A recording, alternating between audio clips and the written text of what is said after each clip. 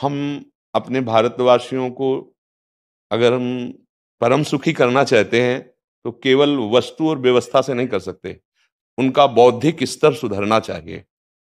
आज हमारे समाज का बौद्धिक स्तर गिरता चला जा रहा है, बहुत चिंता का विषय है। हम सुविधाएं दे देंगे, हम विविध प्रकार की भोग सामग्रियां दे देंगे, लेकिन उनके हृदय की जो मलिनता है, जो हिंसात्मक वृत्ति है, जो अपवित्र बुद्धि है, ये जब तक ठीक नहीं होगी तब तक हमारा देश धार्मिक देश है, हमारे यहाँ धर्म की प्रधानता है। तो इसी बात को बार बार हम सबसे निवेदन करते हैं कि ये जो हमारी नई पीढ़ी है, इसी से हमारे राष्ट्र की रक्षा करने वाले प्रकट होते हैं। जो विद्यार्थी जन है, उन्हीं में कोई एमएलए बनता है, उन्हीं में कोई सांसद बनता है, उन्हीं में कोई मुख्यमंत्री बनता है, उन्हीं में कोई राष्ट्रपति या प्रधानमंत्री उन्हीं में अपने लोग भी सब थे। अब हमारी शिक्षा केवल आधुनिकता का स्वरूप लेती जाए और व्यभिचार प्रवृत्ति, व्यसन प्रवृत्ति, हिंसा प्रवृत्ति, ये नई पीढ़ी में देखकर बहुत असंतोष हृदय में होता है। इसीलिए कितनी भी शरीर में पीड़ा हो, हम प्रयास करते हैं जितने से जितने सामने हमारे भगवत स्वरूप जन आते हैं, पहले बुद्धि शुद्ध होनी चाहिए। मय्ये वो मन आदत्स्व मयि बुद्धिम निवेश है, तो निवशिष्यति मय्येव अत ऊर्ध्वम न संशया, तू मेरे में ही निवास करेगा, अर्थात भगवदानंद में। अविनाशी जीव कभी भोग विलास में तृप्त हो ही नहीं सकता। हम अगर अपने राष्ट्र की विशेष सेवा, तो हमारे धर्म का परिचय, जैसे आप जन करते हैं, धर्म का हमारा क्या स्वरूप है, हमारे जीवन का लक्ष्य क्या है। हमें जितना राम जी प्रिय हैं, कृष्ण जी प्रिय हैं, उतने ही भारत देश हमारे लिए प्रिय है। जैसे राम भक्त, कृष्ण भक्त, वैसे हमारे भारत देश का हर जन जन हमारा आदरणीय और पूजनीय। पर अब जो मानसिकताएं बन रही हैं, वो हमारे धर्म और हमारे देश के लिए लाभदायक नहीं होंगे।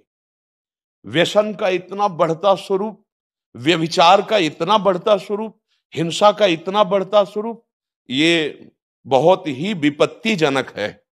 अगर ये बढ़ता रहा तो हम विविध प्रकार की सुख सुविधाएं देने पर भी अपने देशवासियों को सुखी नहीं कर पाएंगे, क्योंकि सुख का स्वरूप विचार से होता है। सुख और दुख की स्थिति सत्य नहीं है, आगमा पाइनो अनित्यास, लेकिन हमारा विचार, और विचार हमारा गंदा हो रहा है। बस हमारा उद्देश्य यही है कि हमारे देशवासियों का विचार शुद्ध होना चाहिए। अगर विचार शुद्ध है तो राष्ट्र प्रियता, जन सेवा, समाज सेवा, ये सब स्वाभाविक होने लगेगा। और विचार अशुद्ध है तो सुविधाएं बहुत हैं, उनका दुरुपयोग हो रहा है। तो बस आप सबसे बड़े बड़े जो उपदेष्टा जन हैं, जो बड़े बड़े धर्म की रक्षा के लिए भगवान ने जिनको भेजा है, उन सबसे यही प्रार्थना है कि सब व्यवस्था करते हुए हमारे देशवासियों की बुद्धि अध्यात्म को समझे। बिना अध्यात्म को समझे दुख सुख की समानता बिना किए परम सुख का अनुभव हो ही नहीं सकता।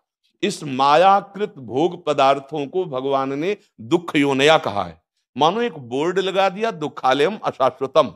और हम सब यही चाहते हैं कि लौकिक भोगों को भोगने से ही हमारा राष्ट्र सुखी हो जाएगा या हम सुखी हो जाएंगे। नहीं, लौकिक भोगों को पूजन सामग्री बना करके और साध्य सच्चिदानंद प्रभु को रखा जाए तो आनंद की उमंगन हो जाएगी। बहुत सुंदर मानव जीवन का स्वरूप है, जिसे देव दुर्लभ कहा गया।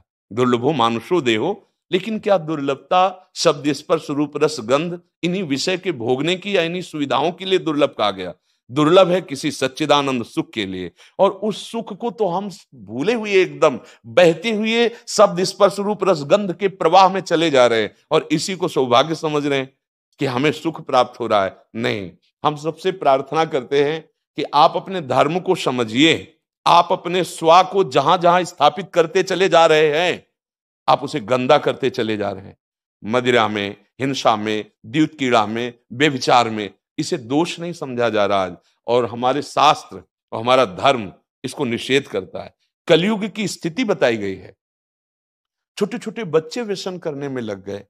आज स्कूली विद्यार्थी जिनको ब्रह्मचर्य से पुष्ट होना चाहिए, वो ब्रह्मचर्य नष्ट कर रहे हैं। ये बड़ा चिंता का विषय है। हमारे देश के लिए जो जवान चाहिए, हमारे देश के लिए जो भक्ति चाहिए, उसमें बुद्धि और शरीर बल दोनों होना चाहिए। शरीर बल क्षीण हो रहा है क्योंकि व्यभिचार प्रवृत्ति में बहुत कमजोर अवस्था में, जैसे गेहूं की फसल है और गलेथ में काट ली जाए तो ना दाना मिलेगा ना सही भूस मिलेगा। ऐसे ही 20 वर्ष की अवस्था तक यदि ब्रह्मचर्य नष्ट कर दिया जाए तो वो गृहस्थ के योग्य में नहीं रह सकता। राष्ट्र सेवा की क्या बात है। हमारे राष्ट्र सेवा के लिए बहुत विशाल हृदय की आवश्यकता है। हमारे शरीर को बहुत स्वस्थ रखने की आवश्यकता है, तभी हम समाज सेवा, राष्ट्र सेवा। तो शरीर और बुद्धि दोनों का स्वस्थ होना बहुत आवश्यक है। तो शरीर को तो नष्ट किया जा रहा है विषय भोगों में।